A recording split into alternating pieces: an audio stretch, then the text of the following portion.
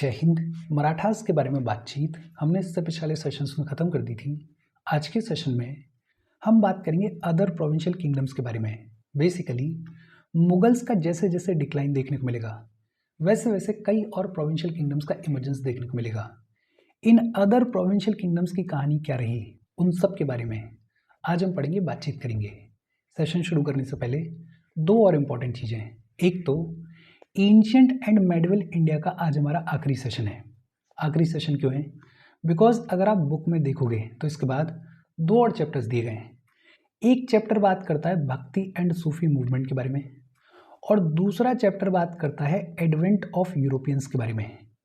ये जो भक्ति एंड सूफी मूवमेंट है इसके बारे में ऑलरेडी दो बार हमने इन डिटेल बातचीत की हुई है। एक तो हमारे जो आर्ट एंड कल्चर वाले सेशंस हैं वहाँ पे इन डिटेल हमने भक्ति एंड सूफी मूवमेंट के बारे में पढ़ा हुआ है, और दूसरा पिछले साल प्रीलिम्स के लिए रिवीजन के लिए जो सेशंस हमने रिकॉर्ड किए थे वहाँ भी हमने इन डिटेल बात की थी भक्ति एंड सूफी मूवमेंट के बारे में। तो अब इन लेक्चर्स को दोबारा रिकॉर्ड करने का कोई मतलब बनता नहीं है। आप क्या कर सकते हो, ये जो प्लेलिस्ट ऑलरेडी बनी हुई है इसमें जाओ, सर्च करो भक्ति एंड सूफी मूवमेंट। ये जो भक्ति एंड सूफी मूवमेंट है ये आपको इन डिटेल मिलेगा। हालांकि मैं ये भी कर सकता हूँ कि ये जो हमारी एंशिएंट एंड मेडिवल इंडिया वाली प्लेलिस्ट है इसी में ये जो पुराने वाले लेक्चर्स हैं इनको मैं ऐड कर दूं और आप यहाँ के यहाँ भी इन लेक्चर्स को देख सकते हो। हालांकि ऐसा नहीं है कि इनको दोबारा रिकॉर्ड नहीं किया जा सकता है, 3-4 दिन लगेंगे, दोबारा रिकॉर्ड भी किया जा सकता है, लेकिन वो टाइम वेस्ट करने वाली बात है। व्यूज़ जनरेट करने के लिए आप कुछ भी कर लो लेकिन कॉन्टेंट तो वही है जो कि पहले रहा है। तो मेरा मानना ये है कि जो प्लेलिस्ट है इस प्लेलिस्ट में जाके आप देख सकते हो। दूसरा एडवेंट ऑफ यूरोपियंस। ये जो एडवेंट ऑफ यूरोपियंस है इसके बारे में इन डिटेल हमने बात की है अपने मॉडर्न हिस्ट्री बाय स्पेक्ट्रम वाले सेशंस में, और बहुत ढंग से बात की है। मॉडर्न हिस्ट्री शुरू ही यहाँ से होती है। तो मेरा मानना ये है कि ये जो एडवेंट ऑफ यूरोपियंस वाली बातचीत है इसको आप ये जो मॉडर्न हिस्ट्री वाली प्लेलिस्ट है इसमें जाके देखो। बाकी अगर आप बहुत ज़्यादा बोलो सोचो तो इनको रिकॉर्ड करने में कोई दिक्कत नहीं है, बट वो टाइम वेस्ट करना है, और मैं टाइम वेस्ट ना तो अपना करना चाहता ना आपका करना चाहता। और दूसरा, आज जो हम बात कर रहे हैं अदर प्रोविंशियल किंगडम्स के बारे में, जैसे हम बात करेंगे बंगाल के बारे में, पढ़ेंगे अवध के बारे में, बात करेंगे पंजाब के बारे में, ये सारे प्रोविंशियल किंगडम्स के बारे में पढ़ेंगे। इनके बारे में भी आज हम बेसिक तौर पर बातचीत करेंगे कि जो प्रोविंशियल किंगडम्स हैं इनकी कहानी क्या रही, ये किस तरीके से एग्जिस्टेंस में आए, कौन प्रोमिनेंट रूलर्स रहे। लेकिन अगर आपको जानना है इन डिटेल कि ये जो अदर प्रोविंशियल किंगडम्स हैं इनकी कहानी ब्रिटिशर्स के साथ में क्या रही, इन्होंने कौन कौन से वॉर्स लड़े, इनके बीच में कौन कौन सी ट्रीटीज साइन हुई, उन ट्रीटीज़ का क्या आउटकम देखने को मिला, तो फिर वही एडवाइस है कि ये जो मॉडर्न हिस्ट्री बाय स्पेक्ट्रम वाले सेशंस हैं इनको जाके देखो। यहाँ पे इन डिटेल हमने बातचीत की है। बाकी ये 15 मिनट का सेशन है, अगर रिवीजन के तौर पे देखना है तो फटाफट से आप देख सकते हो। देखो मेरा मानना ये है कि टाइम वेस्ट नहीं होना चाहिए, चाहे जैसे हो टाइम बच जाना चाहिए। तो मैंने पहले ही बता दिया है कि इस सेशन की इंपॉर्टेंस कितनी है और बाकी दो चैप्टर्स हैं वो आपको कहाँ पे देखने हैं। सबसे पहले हम बात करेंगे बंगाल के बारे में। 1705 में औरंगजेब ने मुर्शीद कुली खान को बंगाल के गवर्नर के तौर पर अपॉइंट किया। 1705 में औरंगजेब ने मुर्शीद कुली खान को बंगाल के गवर्नर के तौर पर अपॉइंट किया। लेटर ऑन उड़ीसा को भी मुर्शीद कुली खान के अंडर ही प्लेस कर दिया गया। ये जो मुर्शीद कुली खान है ये बंगाल की कैपिटल को शिफ्ट करेंगे। पहले कैपिटल हुआ करती थी ढाका, ये जो मुर्शीद कुली खान है ये कैपिटल बनाएंगे मुर्शिदाबाद को। बंगाल की कैपिटल मुर्शिदाबाद किसने बनाई? मुर्शीद कुली खान ने बनाई। लेकिन जब 1707 में औरंगजेब पास्ड अवे तो ये जो मुर्शीद कुली खान है ये बंगाल को इंडिपेंडेंट स्टेट के तौर पर स्टैब्लिश करेंगे। हालांकि ये जो मुर्शीद कुली खान है ये कभी भी मुगल्स के साथ में अपने टाइज को ख़त्म नहीं करेंगे। इनफैक्ट ये जो मुर्शीद कुली खान है ये रेगुलरली मुगल एम्परर को ट्रिब्यूट्स भेजते रहेंगे, लेकिन अपने इंडिविजुअल स्पेयर में ये इंडिपेंडेंट स्टेट के तौर पे फंक्शन करेंगे। ये जो मुर्शीद कुली खान है ही पास्ड अवे इन 1727, और जब मुर्शीद कुली खान पास्ड अवे तो गद्दी पे बैठे इनके सन इन लॉ शुजाउद्दीन। ये जो शुजाउद्दीन है, इन्होंने बंगाल की गद्दी पर राज करने की शुरुआत करी, लेकिन फिर 1739 में अली वर्दी खान जो हैं वो शुजाउद्दीन को डिस्पोज कर देंगे और अली वर्दी खान जो हैं वो नए नवाब बनेंगे बंगाल के। ये जो तीनों नवाब देखने को मिले, ये बंगाल में स्टेबिलिटी को लेकर आएंगे, ये बंगाल में पीस लेकर आएंगे। ये जो तीनों नवाब बने, ये बंगाल में एग्रीकल्चर को प्रमोट करेंगे, ट्रेड को प्रमोट करेंगे, इंडस्ट्री को प्रमोट करेंगे। और ये तीनों ही नवाब्स हिंदूज और मुस्लिम्स दोनों को ही इक्वल अपॉर्चुनिटीज भी दिया करते थे। लेकिन ये जो तीनों नवाब्स हैं, इन्होंने ये नहीं देखा कि ये जो ब्रिटिशर्स का थ्रेट है ये बढ़ता जा रहा है। ईस्ट इंडिया कंपनी को इन्होंने एडिक्वेटली एनालाइज नहीं किया, इनको समझ नहीं आया कि ये जो ईस्ट इंडिया कंपनी है ये इतनी बड़ी हो सकती है। और इस प्रोसेस में ये जो नवाब्स हैं ये ना तो स्ट्रॉन्ग आर्मी बनाएंगे और ना ही करप्शन के ऊपर ध्यान देंगे। ये जो अली वर्दी खान है, इनके सक्सेसर होंगे सिराज उद दौला। और सिराज उद दौला जो हैं वो कॉन्स्टेंटली ईस्ट इंडिया कंपनी की इस ग्रोइंग पावर के अगेंस्ट में लड़ते रहेंगे, कॉन्फ्लिक्ट में रहेंगे। ट्रेडिंग राइट्स के ऊपर इश्यूज देखने को मिलेंगे और अल्टीमेटली बैटल ऑफ प्लासी देखने को मिलेगी। और ये जो बैटल ऑफ प्लासी है, इसमें ईस्ट इंडिया कंपनी जीत जाएगी और सिराज उद दौला को हरा दिया जाएगा। अब देखो बैटल ऑफ प्लासी की पूरी कहानी क्या है, वो फैक्टर्स जो कि रिस्पॉन्सिबल थे इस बैटल ऑफ प्लासी के लिए, उस सब के बारे में बातचीत हमने इन डिटेल की है मॉडर्न हिस्ट्री बाय स्पेक्ट्रम वाले सेशंस में। इसीलिए मैं पहले ही बोल रहा था कि अगर आपको इन डिटेल देखना है तो वहाँ पे जाके देखो। अगर रिवीजन के पॉइंट ऑफ व्यू से देखना है, 15 मिनट है, ज़्यादा लंबा सेशन है नहीं, तो फटाफट से यहाँ पे भी देख सकते हो। बंगाल की इतनी सी कहानी है। फिर इसके बाद अवध की अगर बात करें तो 1722 में Awadh as a provincial kingdom emerge. और किसके अंडर इमर्ज हुआ? सादत खान के अंडर इमर्ज हुआ। ये जो सादत खान है, इनको पॉपुलरली बुरहान उल मुल्क भी बुलाया जाता है। क्या बुलाया जाता है? बुरहान उल मुल्क भी बुलाया जाता है। ये जो सादत खान है, ये बड़े एनर्जेटिक, बोल्ड और इंटेलिजेंट रूलर हुआ करते थे, एफिशिएंट एडमिनिस्ट्रेटर हुआ करते थे और अच्छे खासे ट्रूप्स को भी ये जो सादत खान है ये मेंटेन करके रखेंगे। ये जो सादत खान है ये पोजीशन को हेरिडेटरी बना देंगे। ये जो सादत खान है, ये जो अवध की गद्दी है इसको हेरिडेटरी बना देंगे। बट ये जो सादत खान है ही पास्ड अवे इन 1739। सादत खान के जाने के बाद गद्दी के ऊपर बैठे सफदर जंग, और सफदर जंग के बाद गद्दी के ऊपर बैठेंगे अशरफ उद दौला। ये जो सफदर जंग है और ये जो अशरफ उद दौला हैं, ये नॉर्थ इंडिया की पॉलिटिक्स में बड़ा इंपॉर्टेंट रोल प्ले करेंगे।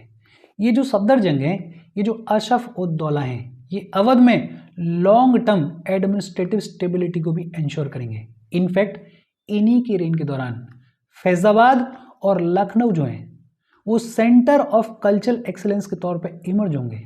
और इसी कल्चरल इमरजेंस के दौरान कथक जो है वो इवॉल्व होगा, कथक का इवोल्यूशन देखने को मिलेगा। अवध की और भी कहानी है, लेकिन हाँ बेसिक तौर पर अगर देखें तो अवध को एज अ इंडिपेंडेंट स्टेट किसने स्टैब्लिश किया? सादत खान ने किया। सादत खान जिनको बुरहान उल मुल्क भी बुलाया जाता है। ये जो अवध है, इसके बाद पंजाब की बात आती है और पंजाब की कहानी हमने थोड़ा बहुत देखी थी।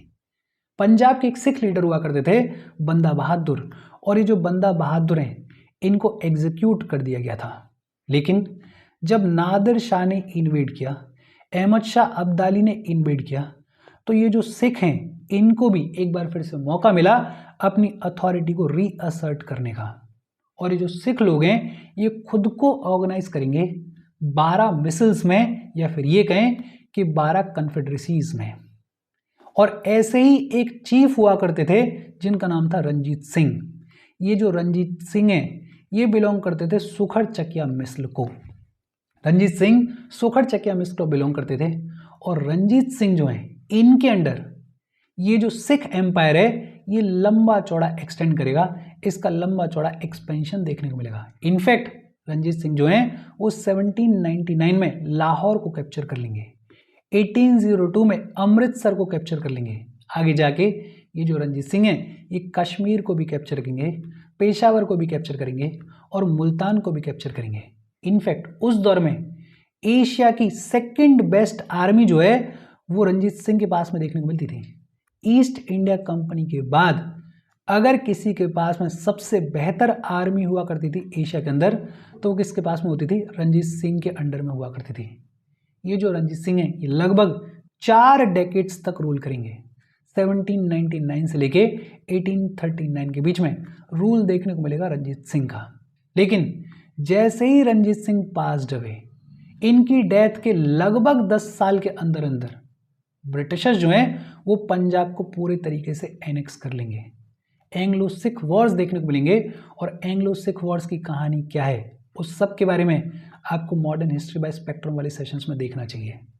राजपूत्स की अगर बात करें तो राजपूत्स की भी कहानी हमें थोड़ा बहुत पता है। ये जो राजपूत्स हैं ये मुगल एम्पायर के पिलर हुआ करते थे, स्ट्रेंथ हुआ करते थे। लेकिन हमने देखा था कि जब औरंगजेब का रेन आएगा तो ये जो राजपूत्स और मुगल्स के रिलेशंस हैं ये खराब हो जाएंगे। These relations will suffer significantly. ये जो फेज़ है जब औरंगजेब का डिक्लाइन देखने को मिलेगा, या फिर ये कहें कि औरंगजेब के बाद जब मुगल्स का डिक्लाइन देखने को मिलेगा, तो एक बड़ी इंपॉर्टेंट प्रिंसिपैलिटी इमर्ज होगी, जयपुर। जयपुर जिसे पहले आमेर बुलाया जाता था। जयपुर जो है वो ईस्टर्न राजस्थान में लोकेटेड है। जयपुर का इमरजेंस देखने को मिलेगा अंडर सवाई जयसिंह। और ये जो सवाई जयसिंह है ये तगड़े स्टेट्समैन हुआ करते थे, रिफॉर्मर हुआ करते थे, एस्ट्रोनॉमर हुआ करते थे and he was a man of science. ये जो सवाई जयसिंह है इन्होंने 5 ऑब्जर्वेटरीज को बनवाया था। कहाँ पे इन 5 ऑब्जर्वेटरीज को बनवाया था? एक जयपुर में, दूसरी दिल्ली में, तीसरी मथुरा में, चौथी उज्जैन में और 5वीं वाराणसी में। इनफैक्ट इन्होंने सेट ऑफ टेबल्स को भी ड्रॉ किया था। ये जो सेट ऑफ टेबल्स हुआ करती थी इनको बुलाया जाता था जिज मोहम्मद शाही। जिज मोहम्मद शाही नाम की टेबल्स को भी किसने ड्रॉ करवाया था? सवाई जयसिंह ने करवाया था। और ये जो टेबल्स हैं ये काम आती थी एस्ट्रोनॉमी को स्टडी करने के लिए। इनफैक्ट सवाई जयसिंह ने यूक्लिड्स की जो एलिमेंट्स ऑफ ज्योमेट्री है उसको भी संस्कृत में ट्रांसलेट करवाया था। फिर अगर बात करें जाट्स के बारे में तो जाट्स जो हैं वो ट्रेडिशनली एग्रीकल्चरिस्ट हुआ करते थे, पास्चल कास्ट हुआ करते थे। ये जो जाट्स हैं ये सेटल होंगे दिल्ली के आसपास वाले रीजन्स में, आगरा के आसपास वाले रीजन्स में और मथुरा के आसपास वाले रीजन्स में। ये जो जाट्स हैं एक पॉइंट ऑफ टाइम पे आके मुगल स्टेट के अगेंस्ट में रिवोल्ट करेंगे। स्पेशली जहांगीर के टाइम के दौरान सबसे पहली बार जाट्स का रिवोल्ट देखने को मिलेगा। किसके अगेंस्ट में? मुगल्स के अगेंस्ट में। 1699 में सबसे पहला जाट पीजेंट्स का रिवोल्ट देखने को मिला।